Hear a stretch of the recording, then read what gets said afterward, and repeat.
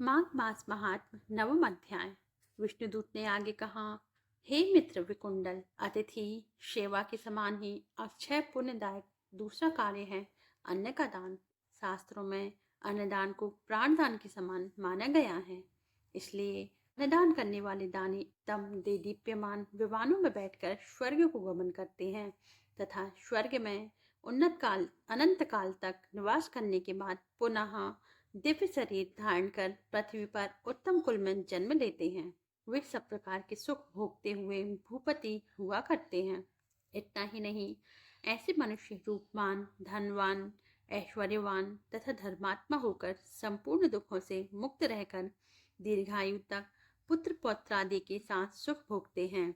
देवदूत ने आगे कहा, हे मित्र, जब राजा केसरी ध्वज स्वर्ग का भोग पूरा कर पृथ्वी पर आने लगे तो धर्मराज ने उनसे कहा था, हे राजन, पृथ्वी से लौटकर यदि पुनः पूर्ववत स्वर्ग में आना चाहते हो तो पृथ्वी पर जाकर अन्नदान अवश्य करना। हे मित्र, ये वचन मैंने स्वयं धर्मराज के मुख से सुने हैं।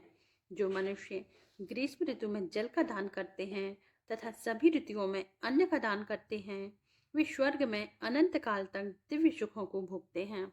पहले किए गए पापों से मुक्ति का उपाय बतलाते हुए देवदूत ने कहा, हे वैश्यराज, जो मनुष्य अपने मनसा वाचा कर्मणा किए गए समस्त पापों का शास्त्रोक्त विधि से प्रायश्चित करते हैं, उन्हें भी देवताओं की कृपा से उत्तम लोकों की प्राप्ति होती है।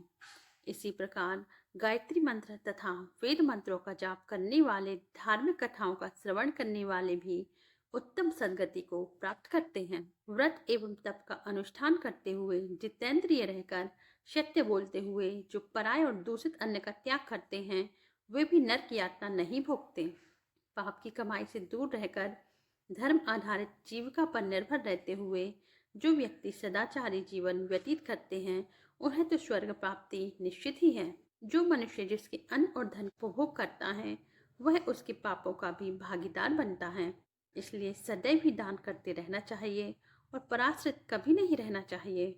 विष्णुदूत का यह उपदेश सुनकर विकुंडल ने पूछा, हे मित्र, इसके अतिरिक्त अन्य वे कौन से कर्म हैं जिनके करने से मनुष्य यमपाश से मुक्त हो जाते हैं, तथा वे कर्म कौन से हैं जिनको करने से प्राणी को नरक प्राप्त होता है। विष्णुदूत ने कहा, हे मित्र, जो मन वचन कर्म तथा चिंतन से किसी भी समय या अवस्था में दूसरों को किसी भी प्रकार का कष्ट नहीं देते, वे नरक में नहीं जाते। प्राणियों की हिंसा करने वाले मनुष्य का तो जप तप दान यज्ञ वेद पाठ तथा धार्मिक अनुष्ठान करके भी उद्धार नहीं होता है। ऋषियों तथा महर्षियों ने सदैव ही हिंसा को हे और पाप कहा है। जो मनुष्य छोटे छोटे जीवों की अपने समान ही रक्षा करते हैं, उन्हें प्रेत नदी की दुर्गति, अंगारों से भरे कील मार्ग तथा नाना प्रकार की भयानक यम यातनाओं को कभी भी नहीं देखना पड़ता। अहिंसा को सर्वश्रेष्ठ धर्म बतलाते हुए भगवान के दूत ने कहा, जो मनुष्य भोजन का स्वाद और शरीर हिस्से प्रेत होकर जलचर, थलचर तथा नभचर जीवों की हिंसा करते हैं, उन्हें घोर दुर्गति प्राप्त होती है। नरक में उन्हें अपने ही मांस का भक्षण करना पड़ता है और आगामी जन्मों में अंगहीन तथा रोगी होकर दुख भोगना पड़ता है। प्राणी हिंसा करने वाला दोनों ही लोकों में घोर दुखों को प्राप्त करता है। इसके विपरीत प्राणी हिंसा से मुक्त रहने वाले को सर्वत्र सुख अभय प्राप्त होता है और वह दुख रहित तथा भय रहित रहता है।